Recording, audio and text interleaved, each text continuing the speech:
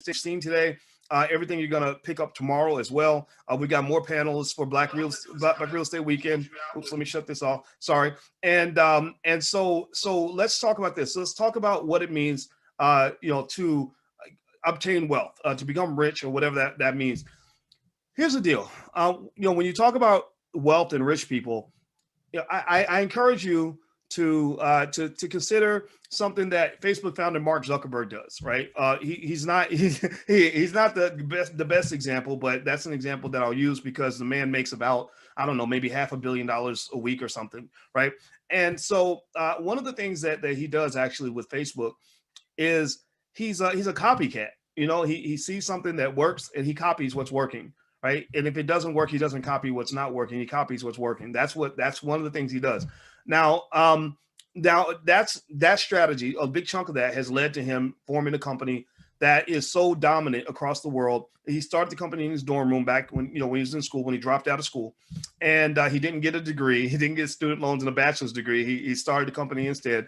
And the thing is that this dominance is so great that the man makes $5-10 billion every single year. His company is being challenged now because they are so dominant, and what they've done is work. Now, this does not say that they're ethical, right? I think that there are a lot of ethical challenges we could all lay out on the table, and that's important to consider. That's one of the reasons why I'm not a believer that any of you should consider trying to be hardcore capitalists. But one of the things I want you to understand is that when you talk about trying to actually build wealth in America, you gotta consider, like, what model are you emulating, right? All of us are copycats. Every one of us is a copycat. Maybe you copied your mama. You saw how your mama drank her coffee every morning, or I would copy. One time when I was 7 years old, I went outside and I got in a fight with a little boy, and I called the little boy a pissant. I don't even know what a pissant is. What is a piss? Can anybody tell me what a pissant is?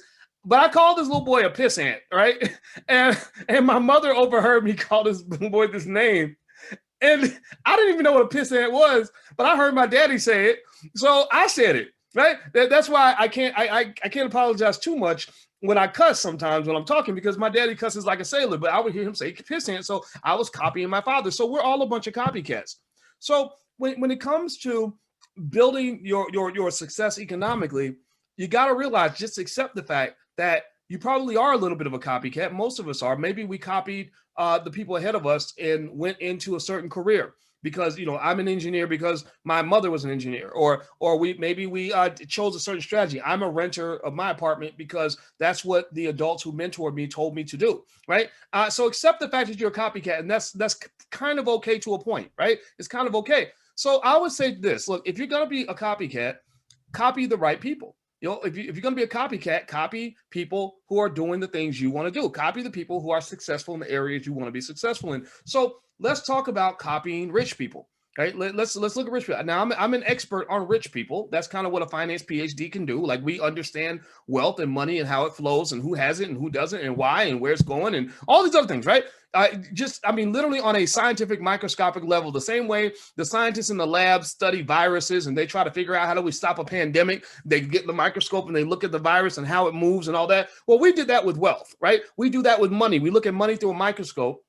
We figure out who has it, how long they keep it, why they keep it, what their cultural values are, what their relationships are, what moves they make, and that's how you come up with theories. That's how you figure out what works and what doesn't. So let's copy off the rich. Now, one of the principles that we have in the Black Business School, one of our guiding principles on wealth, we have a lot of cool little acronyms that we put together to make wealth cultural in your household. We want your children to not even be able to remember the first time they knew what stock market investing was. I want them to grow up not even remember the first time they learned that you're supposed to own property instead of rent property, right? I don't want them to be able to tell me about the day where they learned that they wanted to be a business owner. It should have happened so early that they can't even remember the day. Almost like if I was to ask you, what's the first time your mama took you to church?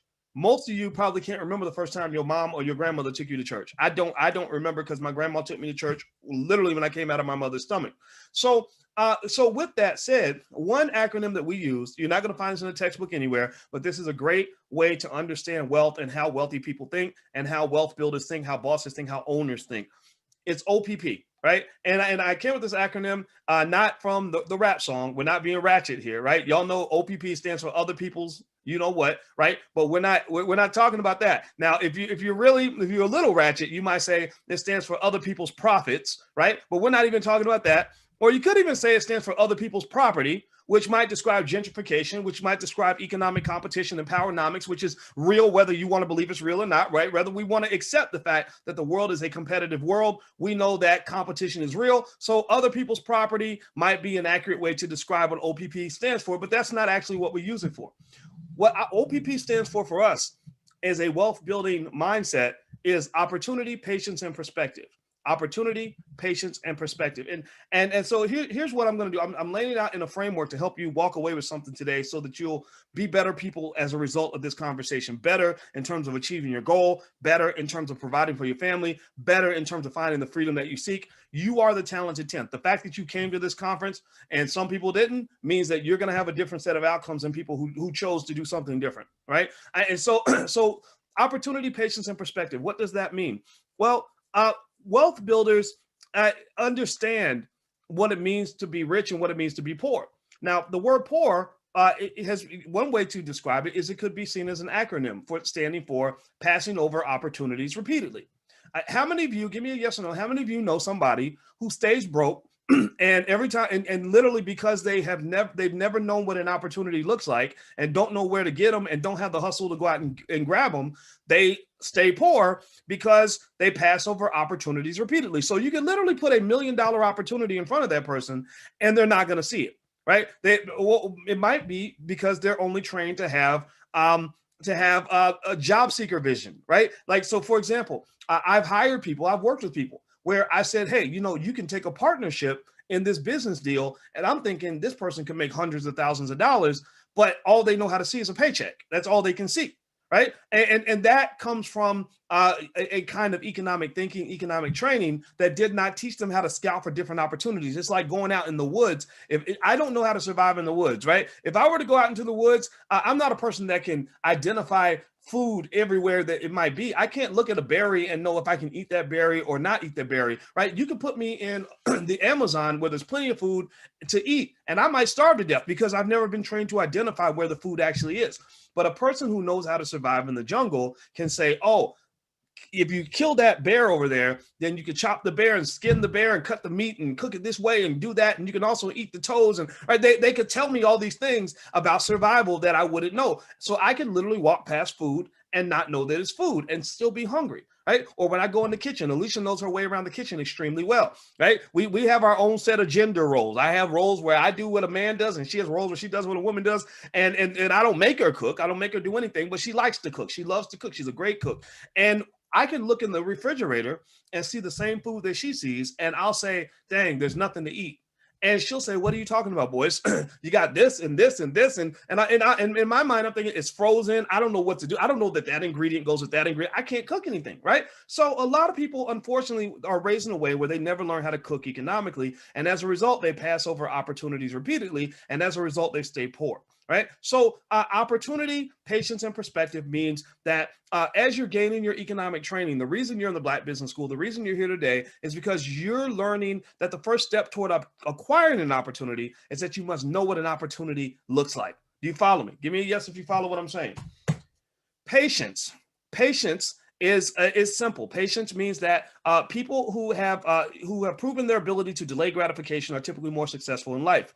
When they have studied cultures that have been the most successful cultures in history, a Yale professor did a study. It was not completely scientific, but scientific enough, where she studied which cultures bred the most success. She identified, this is an Asian lady, she identified that the Nigerian culture has the best incubator for success. And one of the factors for success was the ability to delay gratification, the ability to be patient, the ability to wait and let things kind of play out, the ability to plant a seed and let that seed grow, right? And what she's basically saying is that Nigerian people naturally, inherently, in the middle of all the other things that make them strong and capable, they invest in education, they invest in assets. They're more likely to to understand that in order to have a harvest, you must plant a seed. And so patience just means that people who have wealth tend to be patient.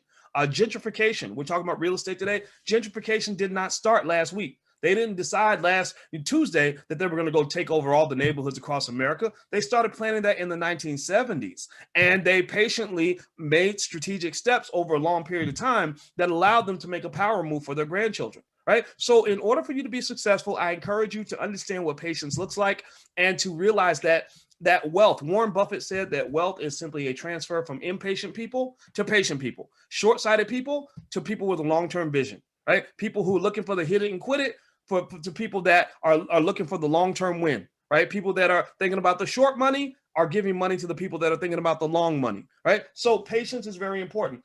The last piece is perspective. Perspective is the cousin of patience, but perspective is a little different in the sense that if I have a perspective, that means I see the whole chessboard, right? Black people, unfortunately, in America have not been trained systemically to see the whole chessboard. A white supremacist educational system, white supremacist media is not going to train you to see the whole chessboard because you don't get trained to see the whole chessboard when they're training you to be a pawn on that board.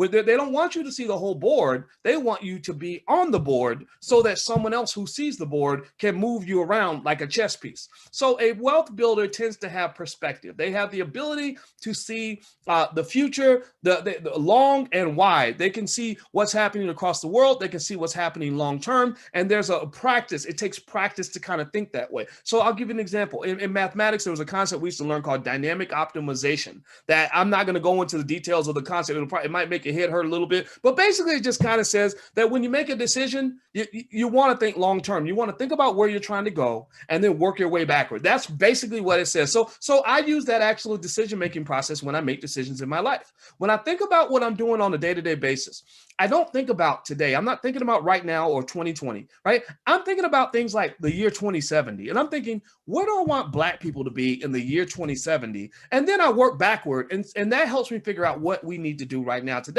Because I'm not worried about today. I'm worried about 2070. The only extent to which I'm thinking about today is that I want to plant seeds that are going to grow for tomorrow. So it's about perspective. The person who has perspective tends to win. So OPP stands for opportunity, patience, and perspective. That's what wealth builders do. And what I want you to kind of consider is this. You probably you may be like me and not quite understanding where you are in time, right? In time, I talked to that 21-year-old. I told you the 21-year-old cousin who hit me up and was asking me for advice yesterday, and it was a great conversation. I love talking to young people who listen. You know, a lot of young people don't want to listen. But I said, okay, well, since you're listening, I'll tell you things. If you weren't listening, I wouldn't tell you anything. I would just say, yeah, that sounds great. Go do what you want to do. Good luck, right? But he was listening. So I said to him, I said, you have to be as old as I am to know how young you are. And I said, 21 seems old because you don't know what it means to be 22.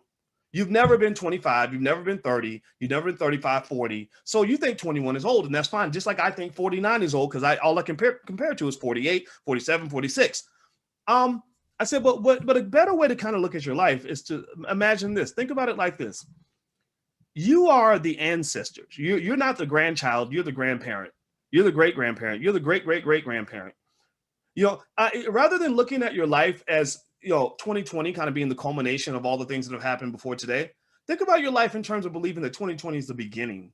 It's the beginning, right? It's just like 1602. 1602 in your mind is the beginning, right? Of all the things that are going to happen after that. Well, 2020 is the beginning of all the things that are the real stories are going to occur in the year 2100. 2200, 2300, 2400, right? So when you look at your life as the ancestor, as opposed to looking at yourself as the descendant of somebody else, it gives you another point of view. Now, I'll give you an example to help you understand that. Imagine if you went back 100 years and you could talk to your great-great-great-grandmother.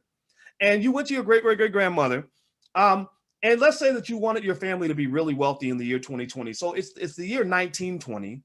Right? The roaring 20s are about to start, stock market's booming, the economy's recovering from the war, right? And they can't imagine, things like you tell them, oh yeah, in 2020 there's going to be a Black president, or 2018, or 2012, you know what I'm talking about, Obama, right? And they're going to be like, no way, ain't no way a Black person could ever be president, right? Like a lot of things are happening now that they couldn't imagine 100 years ago, just like 100 years ago from now, a lot of things will be happening that you can't imagine today.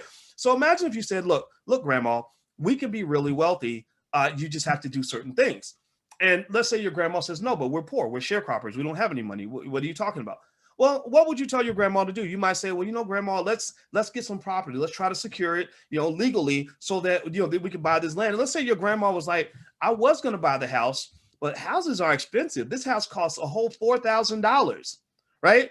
And you're in New York City, and your grandma's complaining that the house in New York City in the middle of Manhattan costs $4,000. What would you say to your grandma, right? What would you say?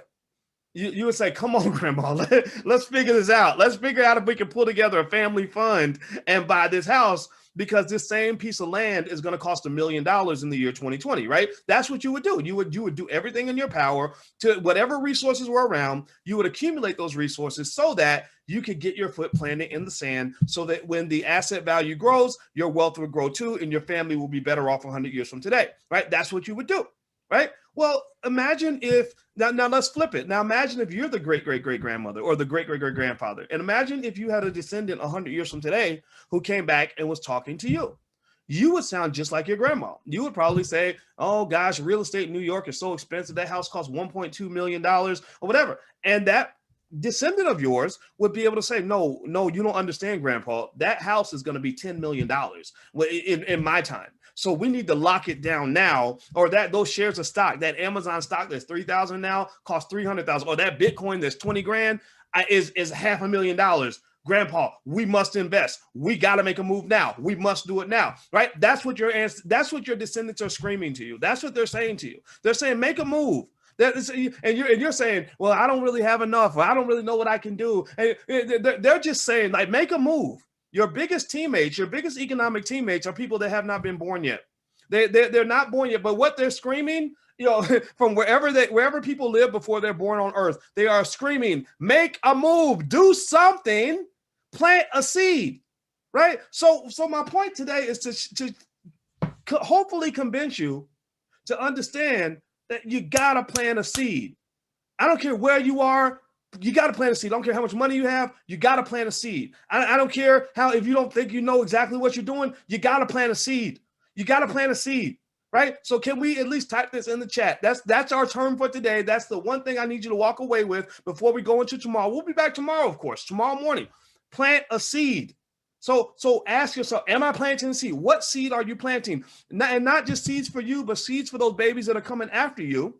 I know a lady who just told me not too long ago that she bought her first house because her grandfather planted a seed and bought one of those war bonds in 1942, right, to support the war effort. And that war bond allowed her to buy a home to allow her to go through her life without ever having to pay rent, which therefore planted the seed or opened the door for her to actually be worth $1 million right now.